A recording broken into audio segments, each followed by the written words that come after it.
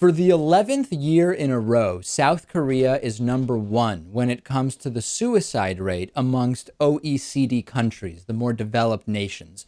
According to the Health Data 2015 report from the OECD, the average suicide rate among all OECD countries, according to 2013 data, was 12 out of 100,000. And when we look at South Korea, they are up in the 30 per 100,000 range. So this is a very, very serious problem. If you look at the second and third countries, we have Hungary, followed by Japan, then Slovenia and Belgium. On the other side of the spectrum, the lowest suicide rates, Turkey, only 2.6 per 100,000 people, followed by Greece, Mexico, Italy, and Israel are at the lowest end of the suicide rate. In general, the suicide rate has decreased in the most developed countries over the last 30 or so years.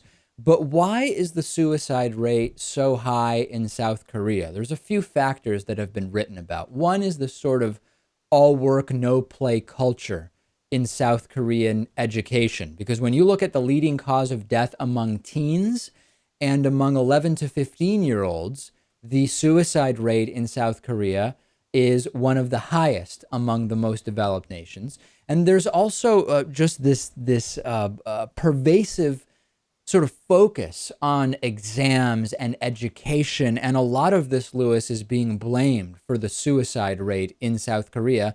And we've sort of discussed that a little bit, not only with South Korea, but also in the context of Japan. Yeah, Japan has very similar problems when it comes to that. It's just a completely different way of life. You look at a place like Korea and Japan and compare it to a place like Brazil. I mean, complete opposite ends of the spectrum when it comes to work. And not only is this a problem with younger people in South Korea, Korea has a really high suicide rate amongst those 65 and older. And according to one study, Korea experiences a large number of suicides after the death of celebrities. The study has found 3 out of 11 cases of celebrity suicide resulted in higher suicide rates among the population, and then marginally higher amongst other celebrity suicides. And then the other issue is the sort of after effects of the Korean War. There have been many, many people in South Korea left orphaned after losing one or both parents during the Korean War.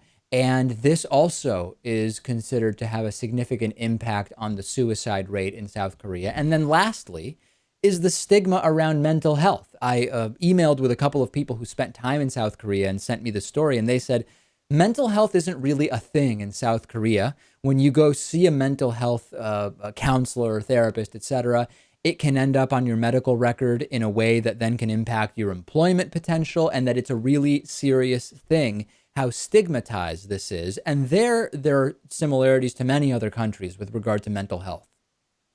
It, Korea is just such a bizarre place when you look at it from the typical American point of view. Everything there just seems so warped. And the country also has a huge problem with alcohol consumption, and, kind of like with mental health, when someone has a drinking problem, it's just accepted. You don't really mention it, you don't discuss it, and that's definitely not helping.